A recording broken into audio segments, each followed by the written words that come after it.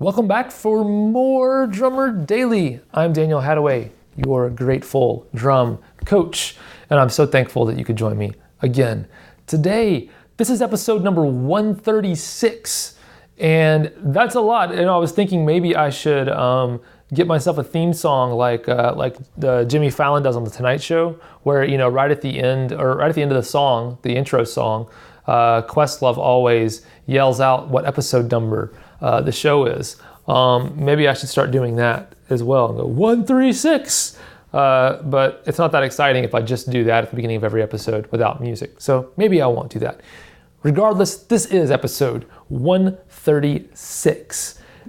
So today I've got another question from a listener, and I really appreciate all of you who've written in questions. If you have a question that you'd like me to answer here on the podcast or something you'd like for me to talk about, send me an email, daniel@danielhadaway.com, or you can just go to danielhadaway.com, fill out the form there, and I will do my best to work it into an episode of the podcast. All right, so today's question comes from Elijah, and he says, hey, when you go into the studio, how many takes does it usually end up taking before you get a solid drum track?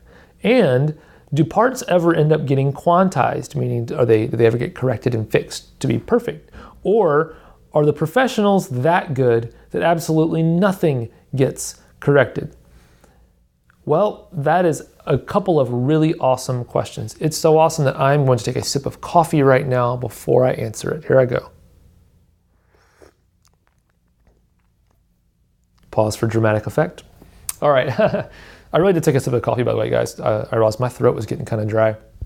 Needed to do that. Anyway, so I'm going to go through these questions one by one. So I do have a lot of experience drumming in the studio, and I just want to say that to answer all of the questions with a blanket statement, the answer is going to be it depends. But that's not good enough for you, Elijah, and it's not good enough for you, whoever you are listening to me do this podcast. So I want to go into a little more detail. So the first question is, how many takes does it usually end up taking before you get a solid drum track? I will say that for me, 90% of the time, a solid drum track definitely will not happen on the first take. It will not happen on the second or third take. Somewhere around the fourth take for me, generally speaking, is where there's something that's pretty close to at least the bare bones structure of what we're going for. There are rare occasions when I'm playing something on a very repetitive song and we know what we want exactly, and the producer is very clear. He's got the kind of the plan laid out, and that makes it really easy. And I have gotten something pretty solid in the first take. The thing about the whole idea of keeping the first take is that just makes everybody nervous.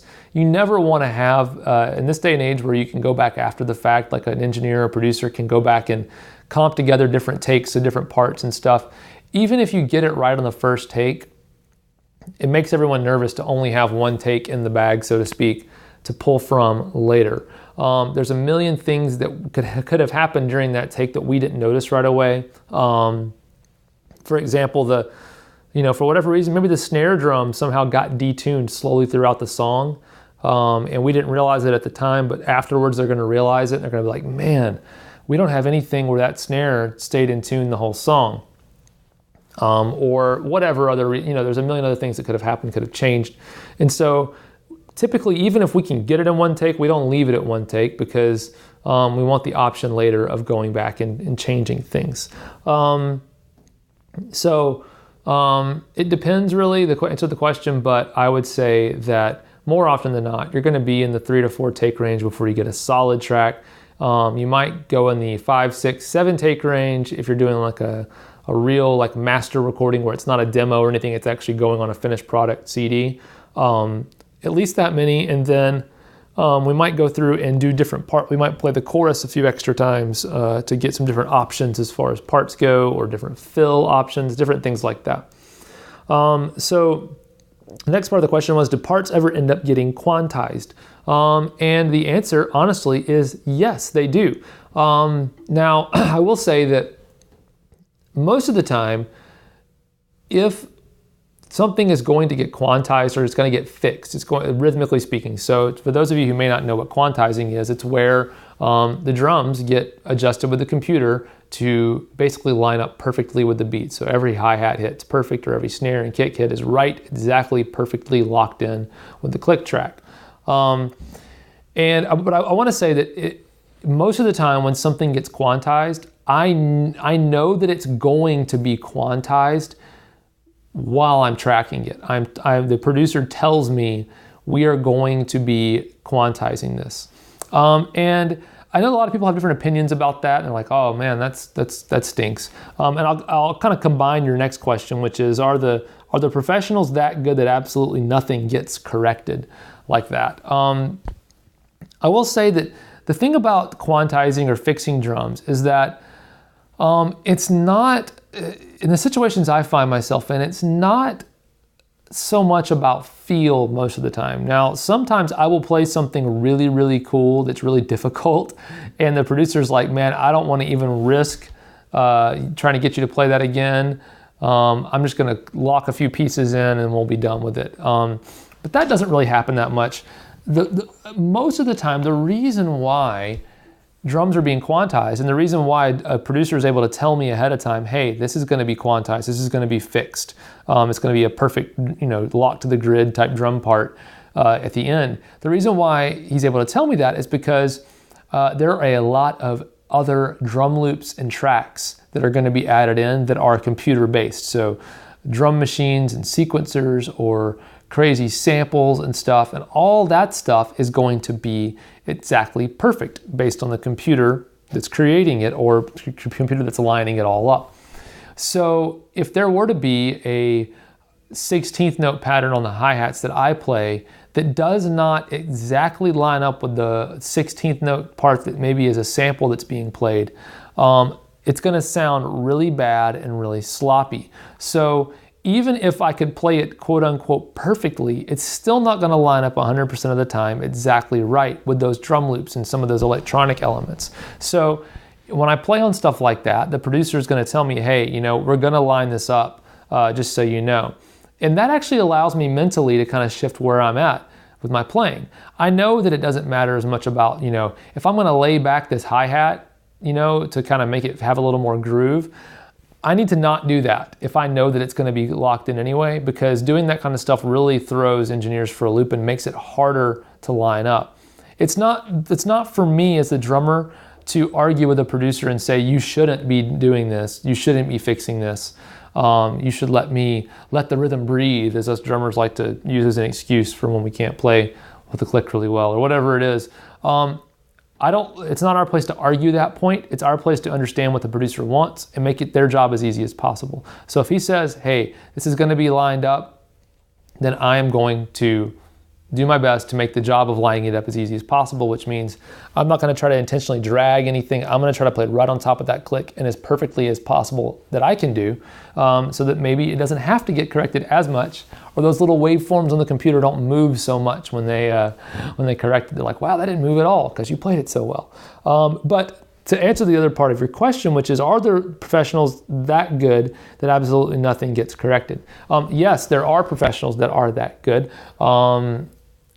But keep in mind again that really my goal when I'm playing in a studio session is to take my ability out of the equation. So my goal is to never have to have anything aligned because I didn't play it well. I want them to choose to align it for some other reason, like what I already mentioned. But I have sat in on sessions. When I was a teenager, I actually went, we had a family friend who was a studio singer, so he sang backup on country albums and country songs.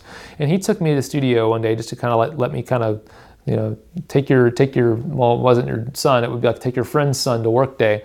But he took me, because he knew I wanted to be a drummer, professional drummer. He took me to the studio and he let me just kind of sit in the control room and watch while they did some sessions. And those guys, which again are like the top of the top, the best of the best, Nashville musicians playing country music, they were like a machine. They'd play first take almost every time and get it right. Now these weren't full master tracking sessions. These were demos, which means the songwriter wrote a bunch of songs and wanted to get a reference recording down that they would then use that recording to pitch to artists who might consider actually putting it on their album. They wanted a professional recording of the song, though, to have a good reference. So they weren't as nitpicky about, oh, maybe that kick pattern should be a little different. This was much more, let's get the bare bones of the song down and write. But I will tell you, my mind was blown when I went to this session and watched these guys do this, because it came across, it sounded like a CD immediately. Like from downbeat, everybody played perfectly. It was insane to watch and witness. It's one of those things that if someone else had told me that it happened that way, I would not have believed it to be true. But I saw it with my own eyes. I heard it with my own ears. And so, yes, it is possible.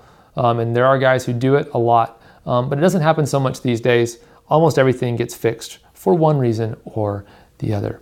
Hey, that was a great question, Elijah. Thank you so much for writing in. And I hope that answered your question. And if you're a drummer who wants to be a professional drummer, I hope that kind of gives you a little insight into how things work inside the studio and kind of where the standard is for your own playing. Speaking of that, as we leave, I just want to encourage you, raise your own standards for your playing. Look at how you're playing, look at what you're doing, be aware of where every note that you're playing is falling, and ask yourself, am I rising up to the standard that I need to have for myself, or am I not aware, and do I not really know what's going on? Am I not paying attention to my playing? And where can I improve that awareness? Where can I improve where I'm trying to meet a certain standard with my playing? And do I need to raise my standards? Am I thinking that I'm good enough, but I'm really just trying to play something more complicated in order to mask the fact that I don't have the basics down? So ask yourself those questions. Ask yourself the tough questions.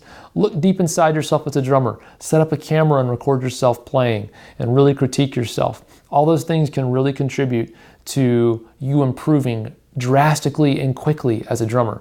So do those things, but raise your standards and hold yourself to those high standards. All right, thanks for joining me on Drummer Daily, and we'll talk again really soon. Bye for now.